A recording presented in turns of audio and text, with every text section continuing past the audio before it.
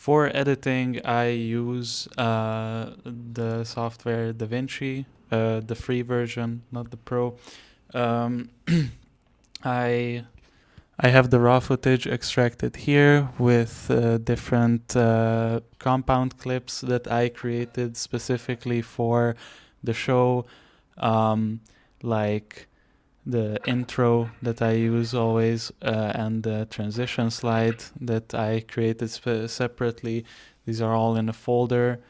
These are all in a folder where I keep my episodes, the reels that I create, and the tools. This is where I can find the transitions.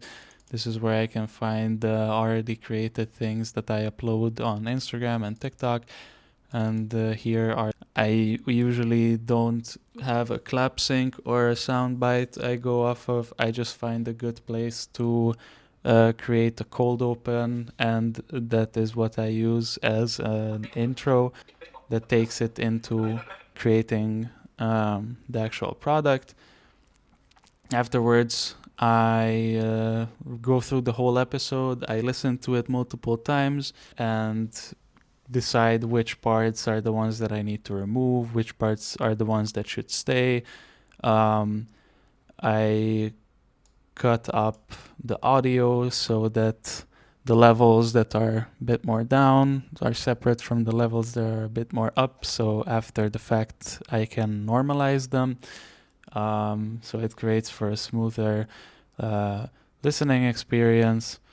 For transitions, music, and outro music, I use Epidemic Sound. You can get royalty-free access to a lot of good artists and good music that fits perfectly with the chosen product of your type. Where you can search by genre, you can search by artist, you can search specific sound effects. There's not a lot of editing that goes into each episode. It's more just about cutting down the fat and normalizing audio levels, so it's a smooth and good listening experience. For the logo, I used an online Photoshop application where I took this free image of a controller. I split it into two layers so I could make a split between it, the two parts. Originally it was the controller was black and the background was white, so I inverted the colors. I put in a red line as kind of a separation, and then I imported that design into Canva, where I use these corners to kind of give it some kind of aesthetic and put the show title in the middle. There I also made a different one for the hub, the one that also includes the show, like when it airs and where people can find it. That is more used as a thumbnail than an icon. And this is the promotional audio that I created for the show, for which I'll play it right now. Hey, like video games but don't know what to think about them? Let us think for you. Listen to Player Directive every Saturday on YouTube and Mondays on the Hub.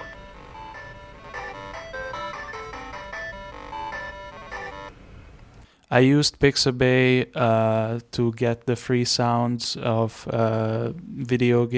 free video game arcade sounds, and I made the script up on the spot because I thought the show has the name Directive in it, and it is very assertive in the opinions that it gives. It's not necessarily supposed to think for you, but it's a good kind of joking way to describe the show for people who don't. It's a quick, concise way to explain it without overbearing too much information, and it also prepares people for what to expect when they listen to the show.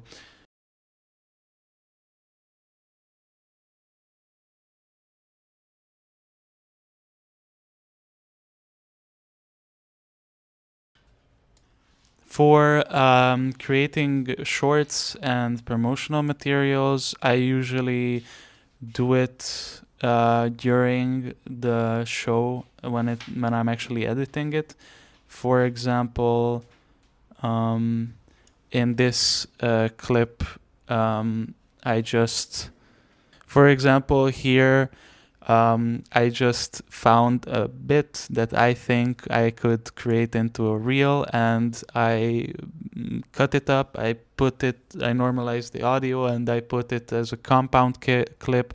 I named it reel, so I know what I'm going to use it for, and just as a mental note, where in the future I'll just open a new project and I can just copy paste this specific instance, and I don't even have to do too much editing besides reorganizing it to not to a 16 by 9 format, but a 9 by 16, which is the standard for TikTok and Instagram as well. So that's just for convenience sake the way I do it. After exporting reels and short videos, the first thing I do is send it over to myself in messages from my laptop so I can access it through my phone as well. I upload it initially to TikTok because TikTok has a function to create automated captions, which just saves me a lot of time, so I don't have to personally do it in DaVinci. Sometimes the text does not match what I am saying, but I have the option to edit the text and affect the spacing and the timing of the text, which makes it a more readable experience. And also, it's really important for short videos to have text because some people watch it without audio, or some people it's important that there is another visual aspect, not just the person talking. And because of or just don't understand what the person is saying, and because of that, captions are a really essential part of short form content creation. So that's why I originally uploaded to TikTok, like this one. You can see the captions are automatically generated based on what I said by AI, and then I just use the download function to download the video directly from TikTok and upload it after that on Instagram or YouTube Shorts.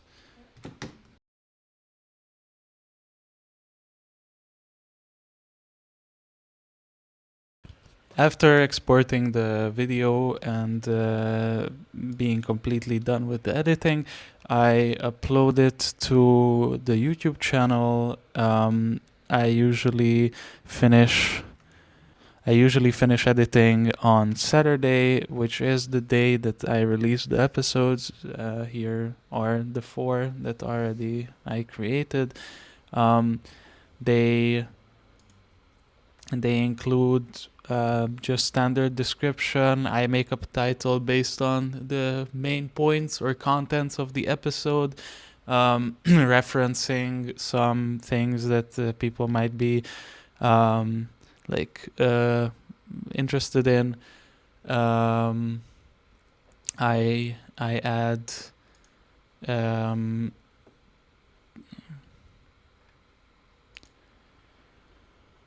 at the end I add title cards and different kind of annotations that during the episode people will see,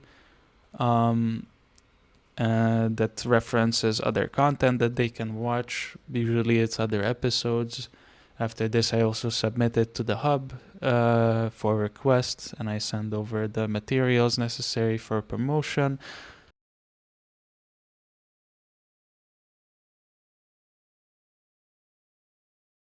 For guest appearances that joined online, which makes this show unique, the joining in part in the middle of the conversation, this is the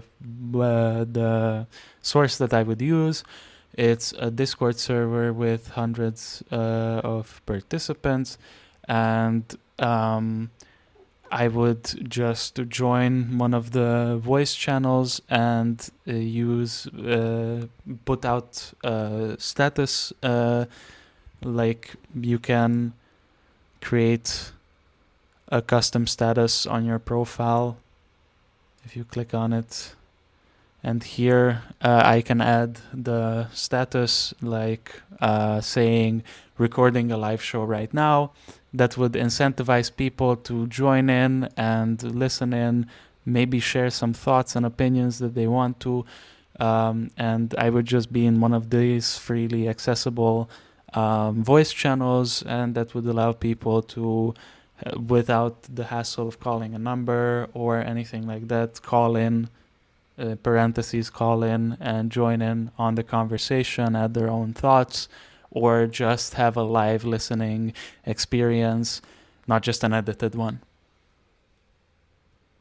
For getting guests and the materials on the show, I usually would I since I am deep in the world of video games, and I have a lot of friends, colleagues, and associates that know a lot about video games. Um, I had already a strong network to support a line of guests coming to the show and fuck you coming to the show and presenting different perspectives and unique observations. Um, and I would just have to reach out to them personally. And usually I was able to find, without hassle, every single week a guest.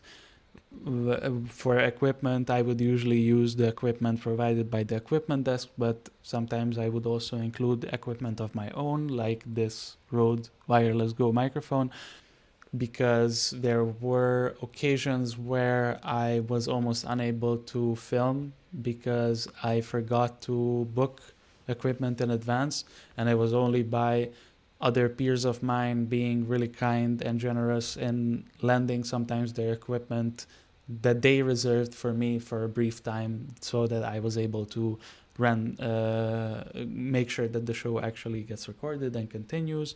For the content of the show, after contacting my guest, I would brief them on how the show would work, which is essentially that me and the guest both search up news, popular releases, or a topic that interests them related to video games, and take that as a baseline for a start of a segment in the show.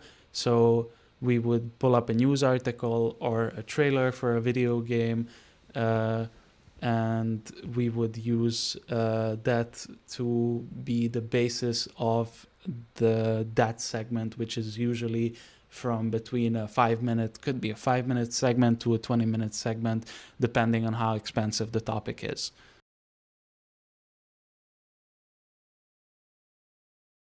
Throughout the creation of the show, I have received a lot of comments, either publicly on my YouTube channel or personally by people who have watched the show, from my friends or from strangers, which have formulated how I created the show overall. It went through iterations from which are clear to see how in the first episode a lack of a script or a clear idea of how the show would run, which made the first episode kind of stagnant, but thankfully my guest was a very vocal and conversational person, so that made up for the slack. But in the future, I would always prepare topics in advance to talk about, to keep the show flowing, because I clearly saw the difference when there was a lack of structure, a lack of topics, or either because I didn't find any that interested me, I wasn't bothered to look, or there was just too few things to talk about, officially talk about. And there was a clear difference, not just in end product, but also feeling and the tempo of the show when recording, when there was a clear script of articles, trailers, or other materials that we would be discussing throughout the creation of the show. In conclusion, it was a lot of fun to work on this project. I had to work three times as hard because I didn't have any teammates to pick up the slack for me, which was a learning experience on its own as well. How can I create something like this without someone who can help me out while creating it? It definitely had its challenges in execution, but it also made for a lot easier brainstorming sessions, and it also made for a project that I felt much more personally connected to, because the responsibility was on my shoulder to make this into a successful endeavor. And to that, I can say that I think I succeeded. On the show itself, I got hundreds of views on some of the episodes, one of them reaching 200. Um, and even on the short form content, there are some reels that reached above 1,000 views on TikTok, for example, um, which just gives me a lot of confidence and makes me really appreciate that I had the opportunity to create something really personal, really exciting, really interesting and fun, even though it was really hard to do because of being the sole person behind the project.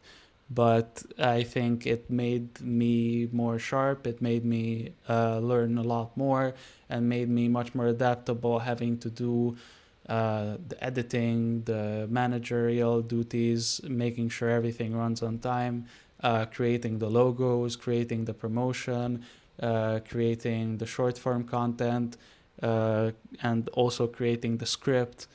And when I'm on site to shoot, also creating the environment, the set, and the cinematography that would be used for the show itself.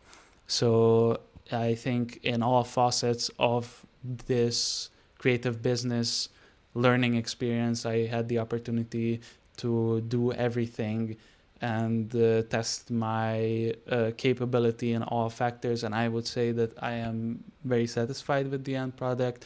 And I think just by looking at the end product, maybe some of the episodes, maybe some of the short movies that you shorts that you will see on the channel or on my Instagram or on my TikTok, you will see that there is a clear uptrend of experience and learning that constantly provided to the show, becoming more and more professional and more of a success than I anticipated it to be from the beginning.